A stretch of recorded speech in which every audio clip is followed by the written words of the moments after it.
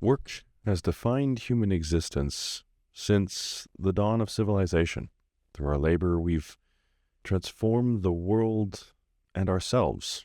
And this foundational element of the human condition, I think, now faces an unprecedented challenge. A startup called Mechanize has just secured significant funding with the explicit goal of automating the entire economy.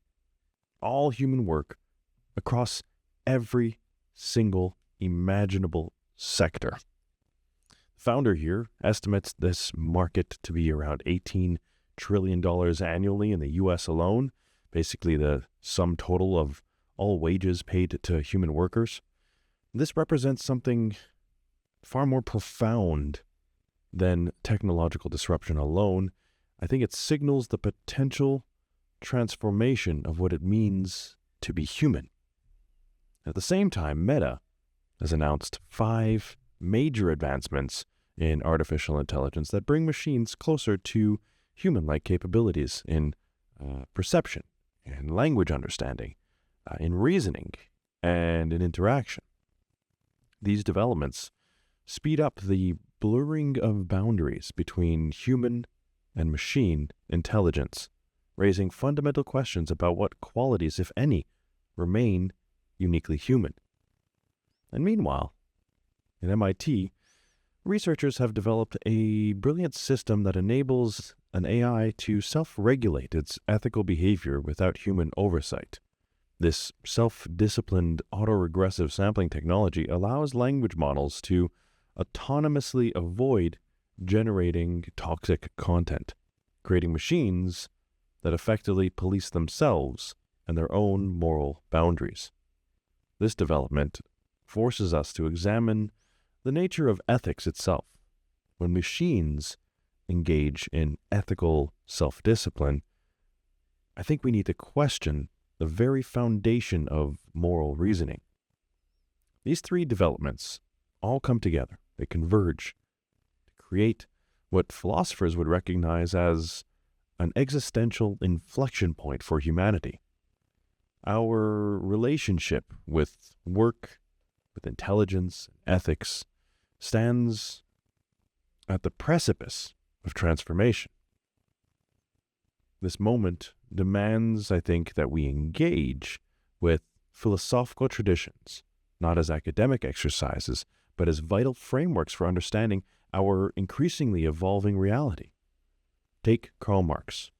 Karl Marx's analysis of capitalism and labor alienation provides a powerful lens for understanding our current situation. In his book Das Kapital, Marx examined how industrial capitalism progressively separates workers from their labor through mechanization.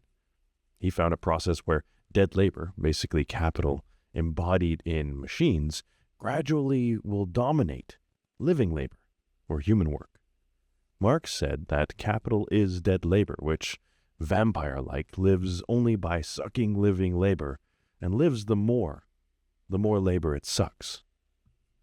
Now, Marx couldn't have anticipated full automation, yet his framework shows us this trajectory that we're now facing.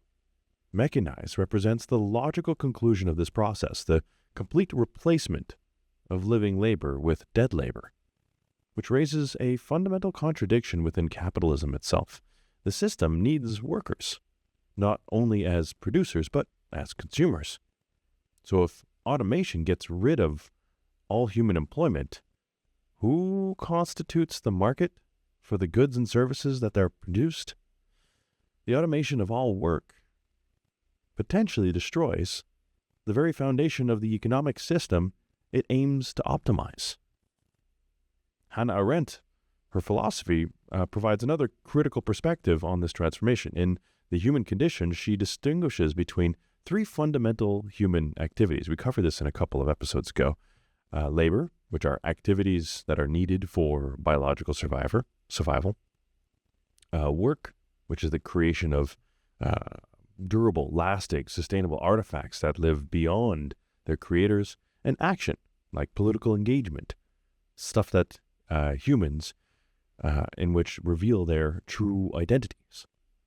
Arendt was concerned about the modern elevation of labor over meaningful work and meaningful action, observing that modern society has become a society of laborers without labor. Now, Arendt wrote, the human condition understands more than the conditions under which life has been given to man. Men are conditioned beings, because everything they come in contact with turns immediately into a condition of their existence. Now, this insight shows us a little bit more about what we should pay attention to in our AI-driven future. If machines are going to take over all productive activities, what conditions are going to shape human existence? Will a life without the conditioning influence of work still be very recognizably human? I think Arendt would question whether getting rid of work altogether undermines something essential to human flourishing. And the development of self-regulating ethical AI systems adds another dimension to this philosophical inquiry. Immanuel Kant's moral philosophy, centered on autonomy, was talking about how that this capacity to give oneself moral law is central. Kant viewed this autonomous moral reasoning as definitive of human dignity. In his piece, Groundwork for the Metaphysics of Morals, Kant wrote, and I quote here, "Autonomy is therefore the ground of the dignity of human nature and of every rational nature." So when we create these AI systems that autonomously regulate their ethical behavior, we're implicitly challenging this Kantian framework. Can machine learning algorithms truly engage in autonomous moral reasoning? Or are they really just simulating ethics through statistical patterns? The work from the MIT researchers' piece forces us to question whether ethics can be reduced down to computational processes, or whether there's a genuine moral reasoning that requires consciousness and lived experience to come to fruition. I think this inquiry transcends mere technical implementations and touches on the very nature of ethics itself. So these three huge philosophical traditions, Marx on labor, alienation, Arendt on the human condition, and Kant on moral autonomy, converge to show us this profound transformation that we're now facing.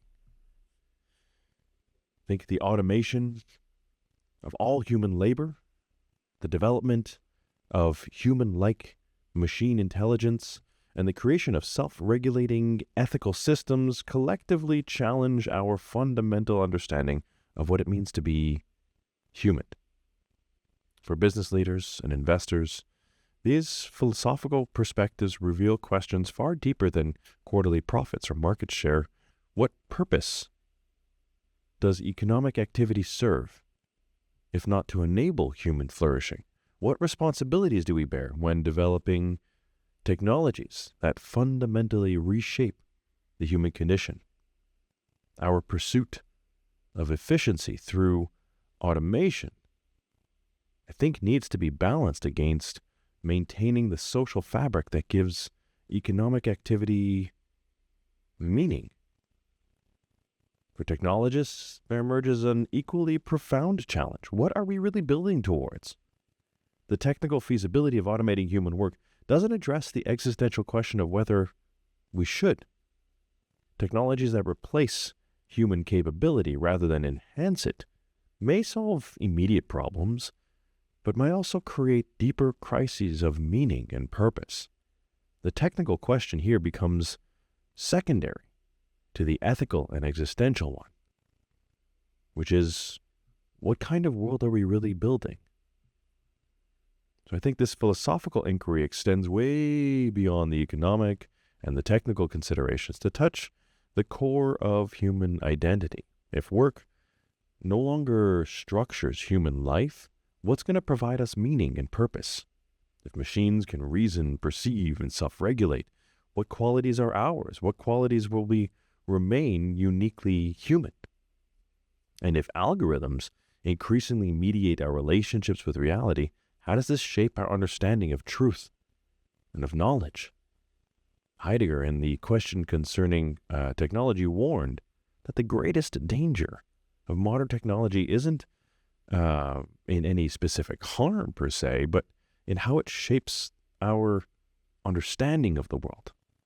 He said that the threat to man doesn't come from the potentially lethal machines and apparatus of technology. The actual threat, he said, has already affected man in his essence. Heidegger was afraid that technology would reduce everything, including humans themselves, to resources to be optimized and controlled, like the Matrix's batteries. What he called standing reserve is what he's talking about here. The McKinsey startup's framing of the entire human economy as a market to be captured through automation exemplifies this reduction of human activity to mere resource extraction. Now, this perspective reveals how technological development risks diminishing rather than enhancing human flourishing. And the automation of human labor, the development of human-like machine intelligence, and the creation of self-regulating AI systems collectively challenges us to rethink what it means to be human in the 21st century. This transformation, I think, really demands an engagement with the philosophical traditions that helped us navigate the uncharted territories of technological evolution. The question now, I think, before us transcends just the feasibility of these technologies and touches on the very essence of human existence. What society do we wish to create when human work becomes optional? What sources of meaning and purpose might replace labor in a post-labor world? For Nasty, Brutish, and Short, I'm Michael Kaweka. Thanks for listening and have a great day. See you next week.